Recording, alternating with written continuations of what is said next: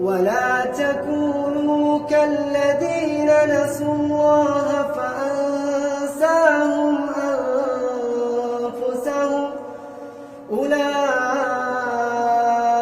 هم الفاسقون.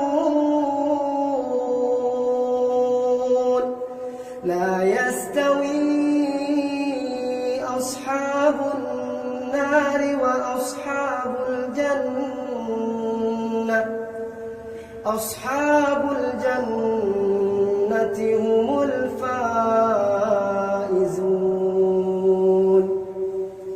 لو أنزلنا هذا القرآن على جبل